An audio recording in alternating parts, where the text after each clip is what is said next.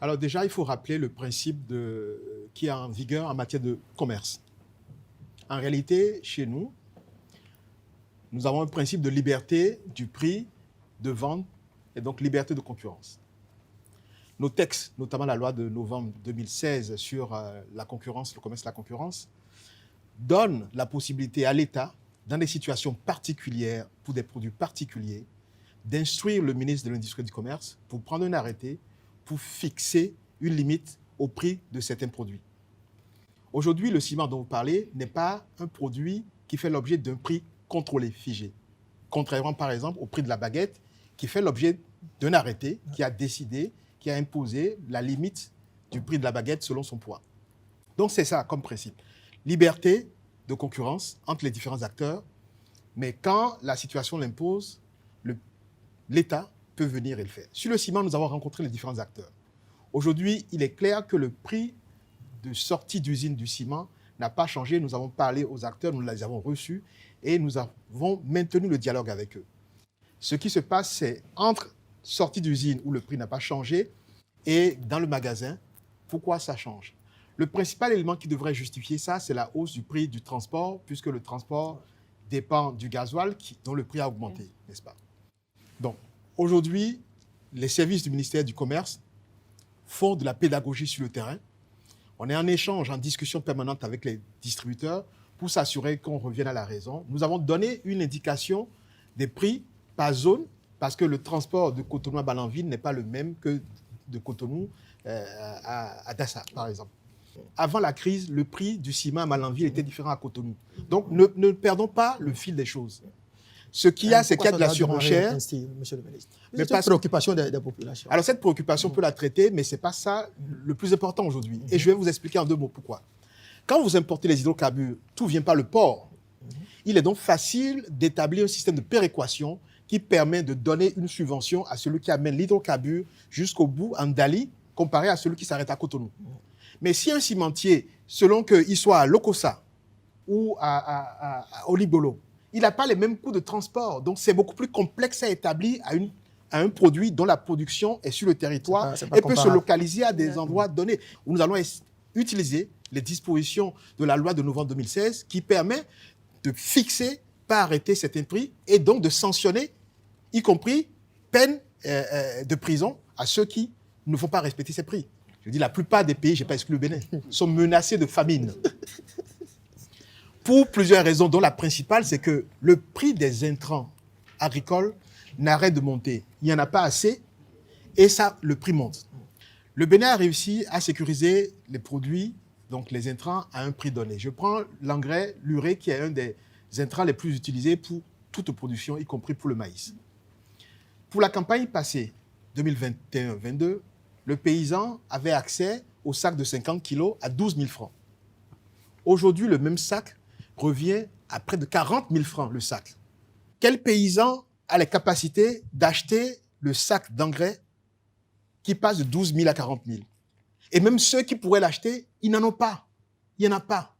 Et donc, c'est pour ça qu'il y a un vrai danger qui menace la sous-région. C'est celui de l'indisponibilité d'intrants, ce qui va faire qu'on aura la production agricole va chuter et on aura des conséquences et qu'il faut dire les choses qui sera proche de la famine. Le Bénin, pour la campagne prochaine, on a pris les dispositions pour avoir le produit.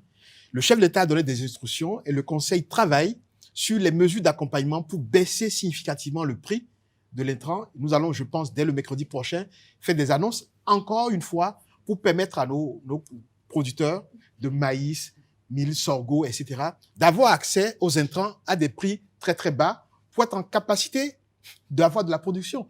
Ça me permet de rappeler l'une des dispositions que nous avons annoncées le mercredi passé, qui est celui de dire nous allons baisser de 50% le coût du fret.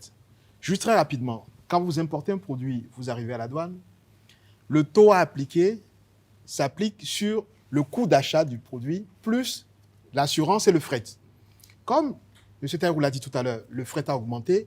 Pour éviter que ça pèse sur le coût de revient, nous avons décidé, le Conseil des ministres a décidé la semaine passée, de baisser de 50% la valeur du fret, ce qui fait que ça fait au moins 10% de moins sur le coût de dédouanement. Face à la situation, il y a 3 familles de mesures qui sont en cours depuis juin 2021. Il y a des mesures conjoncturelles, il y a des mesures qui vont être liées au pouvoir d'achat et il y a des mesures après d'ordre structurel. Quand vous êtes dans une crise de cette nature, la première chose à faire, c'est de prendre des mesures pour que le prix là, de ce qui est disponible tout de suite là, baisse pour le consommateur. La deuxième chose, c'est de réfléchir à comment je peux lui donner plus de pouvoir d'achat. Et puis la troisième chose, et c'est ce que M. Bakidi disait tout à l'heure, il faut réfléchir sur le niveau de dépendance vis-à-vis des importations. Pourquoi est-ce que nous allons, alors que la nature n'a pas fait pousser le blé auprès de nous, nous allons consommer autant de blé pour notre alimentation alors que nous avons d'autres céréales qui poussent à côté? Donc il y a de la recherche et de la réflexion à faire sur le niveau de dépendance que nous avons par rapport à un certain nombre de produits. Et ça, c'est le côté structurel.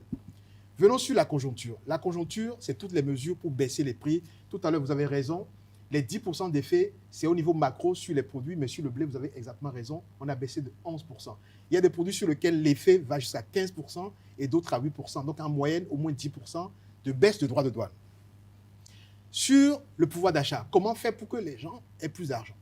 Si vous vous rappelez, au moment où le chef de l'État a annoncé qu'il y aura revalorisation des salaires, il a également annoncé un programme de 20 milliards qui est en cours grâce à la Banque mondiale. C'est vraiment la Banque mondiale qui nous a accompagnés pour mettre en place ce programme, pour permettre de donner, sur une période de 4 mois, du pouvoir d'achat aux entreprises, que ce soit informelles ou formelles.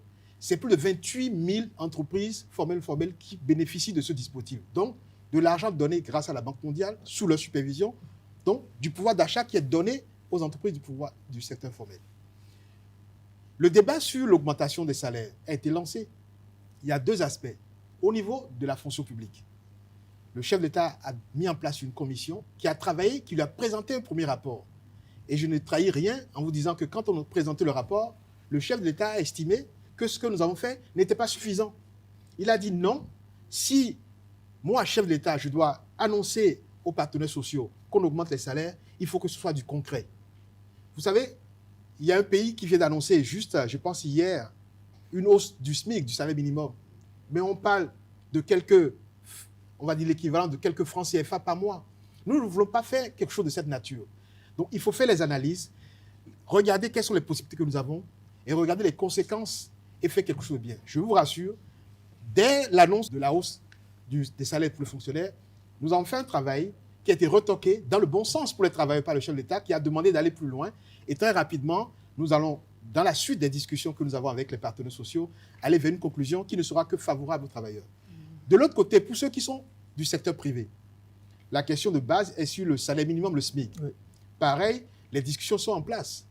Parmi les impôts, j'ai parlé de l'impôt sur les sociétés bénéfices tout à l'heure, mais je prends la TVA. Le chef de l'État... 500 000. Hein.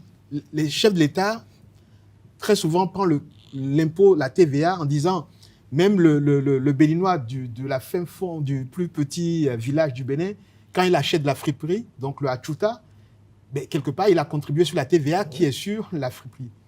Donc la TVA, c'est vraiment l'impôt le plus généralement payé de tous. Mais vous savez qu'au Bénin, ce taux est à 18%. Il y a d'autres pays où c'est à 19, 20%. Au Sénégal, ce ne sont pas des exemples. Ce taux est à 18 et nous ne l'avons pas touché. Oui. Donc, et c'est ça qu'il faut dire. Et tout à l'heure, nous avons cité plein de produits sur lesquels, sur le riz, nous avons fait un abattement de 80% sur le taux de TVA. Et donc, c'est des mesures, il faut le voir. Ça veut dire que sur le point de vue purement facilitation des relations avec l'administration, vous saviez, jusqu'à il y a encore 2 ans, à chaque fois que vous voulez faire une formalité administrative, il faut une attestation d'existence, attestation fiscale. C'est 5 000 francs qu'il faut payer. Depuis 2 ans, c'est gratuit. Non seulement c'est gratuit, vous allez en ligne, vous pouvez l'imprimer, demander à volonté à 0 francs. À chaque fois qu'on peut dématérialiser, à chaque fois qu'on peut rendre gratuit les actes, nous le faisons. Le nombre d'impôts a été réduit. Aucun impôt n'a connu une hausse en montant. Donc, c'est ça la réalité des choses. Mais c'est vrai que quand nous ne communiquons pas, on n'arrive pas à s'apercevoir de ça.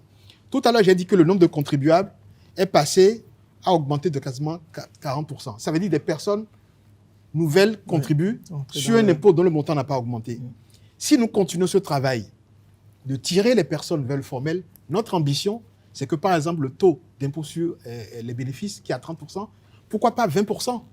Parce qu'à 20%, mais si tous ceux qui doivent contribuer contribuent, nous allons avoir les mêmes niveaux de recettes pour financer les écoles, les cantines scolaires, la santé, etc., mais avec un taux qui va baisser de 30 à 20%. Donc c'est ça, en fait. Il faudrait que chacun s'assure que ceux qui doivent contribuer donnent la contribution. Et si on va plus loin, et notre ambition, c'est ça, c'est de faire en sorte que le plus de monde qui sont soumis au prélèvement paye ce qu'ils doivent payer. Et progressivement, plus il y a de personnes qui contribuent, plus on supprime d'impôts, plus on baisse. Et donc, alors que depuis 2016, nous sommes dans une trajectoire de limitation du nombre de prélèvements, de baisse de prélèvements, de suppression de prélèvements, il y a cette perception qu'on prend plus juste parce qu'il y a plus de personnes qui contribuent. Et c'est les personnes qui avaient des sociétés dans leur poche, qui travaillaient même avec l'État, qui font des milliards de chiffres d'affaires avec l'État, mais qui ne contribuaient pas. Mais maintenant, nous avons mis en place un dispositif où vous avez vendu à l'État, vous avez gagné de l'argent. Nous n'avons pas créé un impôt spécifique, l'impôt existait là. On dit, monsieur, payez l'impôt sur le bénéfice que vous avez fait. Et donc, ce n'est que justice. Parce que si vous payez, ça permet de supprimer d'autres impôts, de baisser le niveau d'impôt. Et enfin, il y a aussi quelque chose qu'il faut voir. Quoi? Il y a la notion de pression fiscale. C'est-à-dire que dans un pays, il y a le niveau de richesse produit qui est évalué par le critère du PIB, produit intérieur brut. Les normes, c'est que dans chaque pays, il faudrait que quand on produit 100 de richesse dans le pays, l'État prélève au moins 20. Il y a des voisins qui sont déjà à plus de 20. Nous sommes loin des 20. Nous ne sommes même pas à 14% de prélèvement. Alors qu'on nous demande, les critères nous demandent d'être à plus de 20. Pour aller à 20% tout de suite, il faudrait que comme au Sénégal, la TVA passe à 19, que comme dans un autre pays, on passe tel taux à tel, etc. Mais nous ne faisons pas ça. Mieux, nous avons, et c'est pour ça que je vais vous donner encore 2 exemples, parce que c'est très important ce sujet. Vous imaginez que la TPS, parce que tout à l'heure, vous avez balancé le chiffre de 500 000, je sais que vous faites référence à ça. C'est une taxe professionnelle synthétique, c'est-à-dire c'est une taxe qui regroupe TVA, impôt sur les bénéfices, etc. Elle a été créée par la loi de finances de 2015, donc votée en décembre 2014, avant 2016. Jusqu'en 2018, le montant de la TPS, c'était le minimum TPS, c'était 400 000 francs. Pour la loi de finances exercice 2021, donc à partir de janvier 2021, nous avons baissé cette taxe synthétique qui affecte des milliers de petites entreprises. Nous avons baissé ce montant minimum de 400 000 à 150 000. Et nous avons fait mieux. Justement, anticipant sur la crise et toujours voulant permettre aux gens de se formaliser davantage, à partir du 1er janvier 2022, le minimum de TPS est passé à 10 000 francs. Jusqu'en 2018, on était à 400 000 francs de TPS minimum. On passe à 10 000 francs. Est-ce qu'un gouvernement qui est dans l'optique d'augmenter une pression, de faire ça, ferait ça? Personne ne nous a demandé de le baisser. C'était créé avant, mais on l'a baissé. Parce que pendant que nous assumons cette prise en charge, nous continuons à construire des hôpitaux, à construire des écoles, à construire des routes, à soutenir la transformation de notre secteur agricole, à développer un vrai secteur industriel dans le pays. Mais la réalité, c'est que si ça continue, nous allons poursuivre les mesures, quitte à ralentir certains autres investissements. C'est aussi simple que ça. Parce qu'à un moment donné, nous n'avons pas de pétrole et nous n'avons que le budget. Donc, message pour rassurer les uns et les autres, nous observons au quotidien la crise. S'il faut qu'au bout des 3 mois, le gouvernement prenne ses responsabilités, nous allons prendre nos responsabilités. Et la manière de le faire, c'est que nous allons devoir réajuster les différentes priorités. Parce que la priorité numéro 1, c'est que nos populations sentent un mieux vivre. La priorité numéro 1, c'est qu'on s'assure qu'il y ait du pouvoir d'achat pour pouvoir manger. Les besoins fondamentaux de nos citoyens doivent être assumés. Et ça, c'est notre priorité, plus que tout le reste. Et donc, s'il faut à un moment donné qu'on freine le rythme de construction et de route, nous allons le faire pour nous concentrer sur donner plus de pouvoir d'achat, donner plus de soutien pour que la population sente du mieux.